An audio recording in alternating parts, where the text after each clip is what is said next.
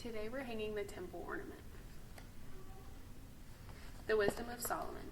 Near the jar of oil that stood for Samuel, Mr. Butterfield had carved a sling and a crown to represent King David.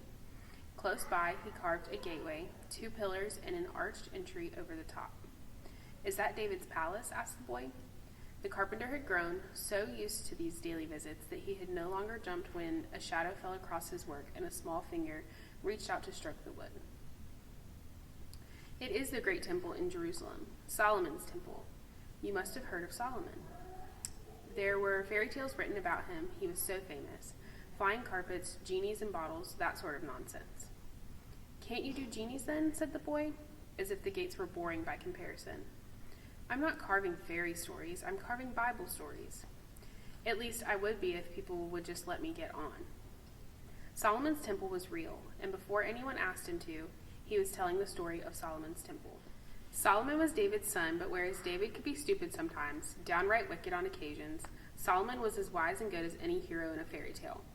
One day God asked him what gift he would like best. Now you or I might have said money or peace and quiet or a long life, but not Solomon. He thought to himself, "I'm a king. What do I know about anything? I'm as foolish as a little child." So he asked God to grant him wisdom.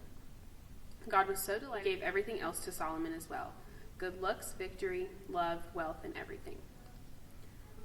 Out of that wealth, Solomon built a temple. God designed it, and Solomon followed the plans.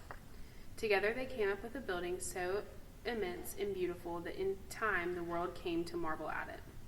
And if visitors were impressed by the temple, they were impressed still more by the king. Solomon was a poet, a statesman, and a judge from the start. It seemed as if there was no problem he could not solve.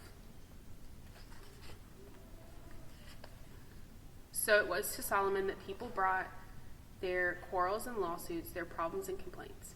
It was to Solomon that one day the 2 women had come thrusting the bawling baby into his face, demanding a judgment. "She's trying to steal my baby. Tell her she can't. Don't believe a word she says. He's mine. Anyone will tell you. 2 women, 1 child.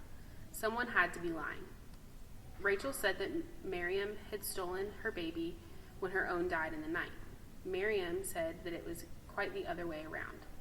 The room filled up with the feeble wailing of the baby, the swearing of the oaths, and the vowing of vows.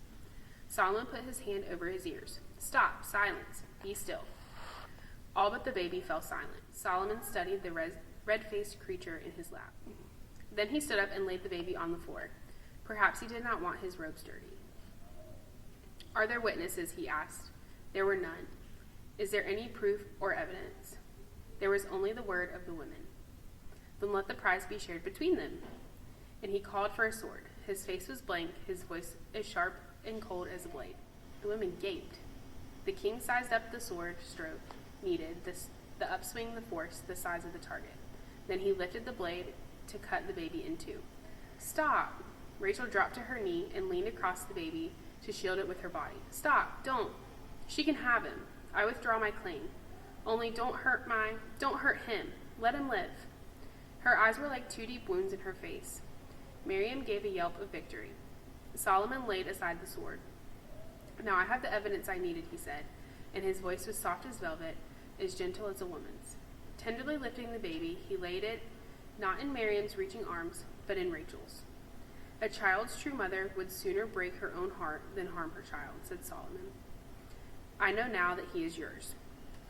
The court ushers grabbed roughly at Miriam, the proven liar, the wicked stealer of the baby, threatening her with fines, punishment, and imprisonment. But Solomon waved them away. "Last night this woman's child died. Has she not lost enough already?" The court session was over.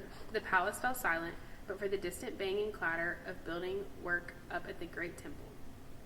Solomon's soul turned inward to that quiet inner reservoir of stillness that made him so wise. This was where he talked to God and composed poetry about love. Strangely enough, at the heart of Solomon's temple, there was just a place. People called it the Holy of Holies, an inner room furnished with stillness where holiness itself could be found. For a long time, neither of them spoke. Then the boy said, "Solomon couldn't have been all that foolish to begin with, or he would have never asked God for wisdom, would he?" True. Did he know about you and me, old Solomon? Mr. Butterfield narrowed his eyes. No, he admitted cautiously. He wasn't a prophet.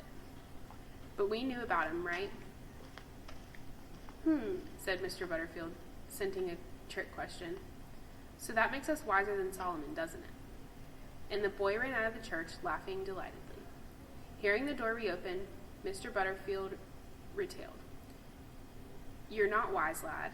You're just too clever for your own boots. Then he glanced up, grinning, and saw that he had insulted the minister by mistake.